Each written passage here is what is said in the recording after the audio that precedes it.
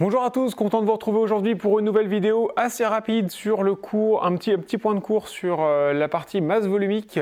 Je vais essayer de dégrossir un petit peu le sujet, voir un petit peu si vous comprenez bien la signification physique de cette grandeur. Et une fois que ce sera clair pour vous, on passera sur des exercices sur les prochaines vidéos, histoire de confirmer ou non justement si vous avez bien compris tout ça. Alors, la masse volumique, qu'est-ce que c'est? C'est pas très compliqué et en même temps, c'est souvent une grandeur qui vous pose problème, ne serait-ce déjà au niveau des unités. Avant de parler de formule ou quoi que ce soit, il faut déjà comprendre un petit peu ce que c'est. Si vous avez par exemple, quand vous achetez une bouteille d'eau, alors on va partir sur une bouteille d'eau de 1 litre, ok? Je fais un petit dessin rapidement comme ça. On va dire que le volume de cette bouteille, donc c'est 1 litre. Une bouteille en plastique, un plastique très fin, d'accord? On suppose que la bouteille elle-même n'a pas de masse, ça n'a pas d'importance. Cette bouteille, je la remplis d'eau. Et donc cette bouteille de 1 litre, je la remplis de 1 litre d'eau. Et quand vous allez remplir tout ça d'eau, et que vous voulez peser cette bouteille ensuite, vous allez vous rendre compte que la masse de cette bouteille, elle est de 1 kg. Encore une fois, juste l'eau qui est à l'intérieur. La bouteille en elle-même, on suppose qu'elle n'a pas de masse. Ça, c'est pour un volume de 1 litre. Si évidemment, je prends une bouteille d'eau de 2 litres, et bien dans ce cas-là, elle aura une masse de 2 kg. Je pense que vous l'aviez deviné. Si ma bouteille d'eau fait 10 litres, et bien dans ce cas-là, j'aurai une masse de 10 kg, etc., etc. Vous remarquerez donc du coup une certaine proportionnalité entre les deux, c'est-à-dire que quand je multiplie par 2 le volume, je multiplie par 2 la masse. Évidemment, l'inverse c'est vrai, si je divise par 2 la masse ou le volume, je divise par 2 le volume également. Et donc une fois que ça c'est clair, en fait vous comprenez qu'il y a un lien entre la masse d'un objet et le volume de cet objet. On parle bien sûr du même objet à chaque fois. Ce lien entre les deux, c'est la masse volumique. Je me rends compte que ma bouteille d'eau pèse 1 kg pour un volume de 1 litre. Sa masse volumique qu'on va noter ρ, c'est une lettre grecque, il ne faut pas avoir peur de ça. En fait, masse volumique, on aurait pu noter ça mv, mais c'était bizarre parce que m ça fait penser à la masse. V, ça fait penser au volume, donc il fallait trouver une autre lettre, donc voilà, ça s'appelle ρ. Et bien, ρ, du coup, ce serait 1 kg par litre. En français, ça veut dire quoi? Ça veut dire que ma bouteille d'eau pèse 1 kg pour, le par, c'est comme un pour, c'est pareil, 1 kg pour 1 litre. Là, il n'y a pas de 1, mais en fait, il faut imaginer un 1. Donc 1 kg pour 1 litre. Voilà ce que ça veut dire la masse volumique. Et là, comme ça, en fait, vous comprenez tout de suite avec cette signification-là que si j'ai 1 kg pour 1 litre, eh ben, j'ai 2 kg pour 2 litres, 3 kg pour 3 litres, etc., etc. Et donc cette grandeur permet de rendre compte de cette situation-là et de cette situation-là sans avoir besoin de les étudier à chaque fois. Je n'ai pas besoin de faire l'expérience d'avoir une bouteille d'eau de 15 litres pour me rendre compte assez rapidement que la masse volumique ici, en fait, me donne déjà l'information. Si j'augmente, si je multiplie par 10 le volume, ou si je prends 10 litres, j'aurai 10 kg. Voilà, terminé. Ça s'arrête là pour la compréhension de ce qu'est la masse volumique. Et en fait, il se trouve que cette masse volumique, quand vous avez un corps pur, alors j'entends par corps pur, en fait, n'importe quelle matière qui serait composée d'un seul type d'atome, ou d'un seul type de molécule, par exemple. L'eau, c'est le cas, H2O. Eh bien, ça, c'est pour donc l'eau. Si vous prenez maintenant, par exemple, je prends de l'or, tiens. De l'or, donc c'est un métal qui est extrêmement lourd pour un très petit volume. Et donc, c'est un matériau qui est beaucoup plus dense, beaucoup plus de matière, beaucoup plus de masse dans un petit volume. Si je vous donne un petit exemple assez rapide, une bouteille d'eau, imaginez les petites bouteilles d'eau d'Evian de 50 centilitres. Bon, vous voyez la taille d'une bouteille d'eau d'Evian, ça fait quelque chose comme ça. Eh bien, elle fait 500 grammes, du coup, puisque 500 millilitres correspondra à une masse de 500 grammes. Eh bien, ce petit objet que j'ai là ici, du coup, je crois que c'est du laiton. Eh bien, ça aussi, ça fait 500 grammes. Et on est bien d'accord que ça, c'est en termes de volume, c'est pas du tout l'équivalent d'une petite bouteille d'eau de 50 centilitres. Si vous deviez boire ce qu'il y a dedans, il y a une gorgée là-dedans. C'est pas 50 centilitres. Donc, ça, c'est le lien que vous pouvez faire entre les deux. Si je prends un petit exemple comme ça, imaginez que ça, c'est mes 500 millilitres. Donc, les deux, eh bien, ont la même masse. 500 grammes, sauf que cette bouteille-là a un volume de 500 millilitres, cet objet-là a un volume de quelque chose comme 50 millilitres, donc 10 fois moins. Eh bien, cet objet-là aura une masse volumique 10 fois plus importante que cette masse volumique-là.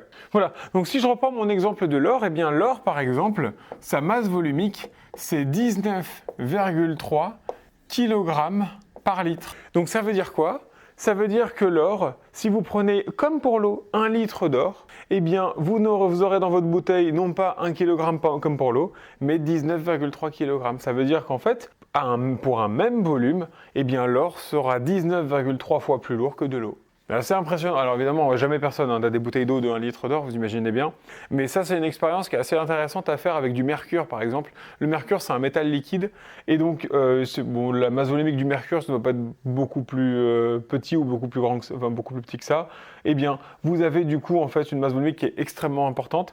Et vous vous rendez compte que dans une bouteille d'eau, eh bien, 1 litre de mercure, c'est extrêmement lourd. Hein. C'est vraiment une dizaine de kilogrammes. Donc, c'est quand même quelque chose qui pèse un peu. Eh bien, cette masse volumique-là identifie, quand j'ai un corps pur, de l'eau. Cette masse volumique-là identifie de l'or. Donc ça veut dire quoi? Ça veut dire que si par exemple devant moi j'ai un objet, cet objet, je mesure son volume, je me rends compte qu'il fait 4 litres. Très bien.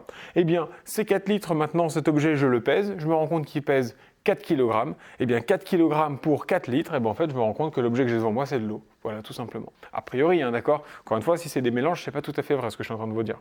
La masse volumique est une grandeur qui permet d'identifier la matière. C'est comme ça qu'on peut faire, par exemple, pour vérifier qu'un bijou est bien en or. On verra ça en exercice, par exemple. Alors, une fois que ça, c'est compris, au moins un petit peu, eh bien, il y a une formule à retenir là-dedans. Alors, vous avez ρ qui est égal à la masse de l'objet sur le volume de l'objet. Voilà, c'est tout ce que vous avez à savoir. Vous voulez calculer une masse volumique, masse de l'objet sur le volume de l'objet. Si bien sûr vous prenez une masse, en grammes et un volume en centimètres cubes, eh bien votre unité ce sera des grammes par centimètre cube. Si vous prenez une unité des kilogrammes et ici des litres, ce sera des grammes par litre, etc. etc. Vous voyez, c'est pas très compliqué finalement comme unité. Et après, évidemment, comme d'habitude, on a ici une grandeur quotient. Qui dit grandeur quotient dit du coup 3 formules à connaître, celle-ci et 2 autres, grâce à la pyramide éventuellement. Rappelez-vous, barre de fraction, ici, multiplication. J'écris correctement la formule une fois, donc il faut que je la connaisse. Rho, il est à gauche, je le mets à gauche. M, il est en haut, je le mets en haut. V en bas, je le mets en bas. Je veux la masse M. M égale ρ fois V. Donc M égale ρ fois V. Le volume, je le veux, je le cache, M sur ρ. Volume égale masse sur ρ. J'aurais pu l'écrire en fraction. Voilà les 3 formules que vous avez à connaître. Et pareil pour les unités.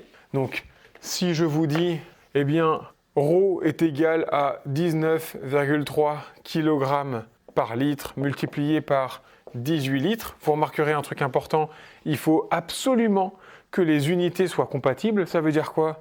Ici, l'unité de ma masse volumique, c'est des kilogrammes par litre. Le volume, il est en litres. Je peux multiplier.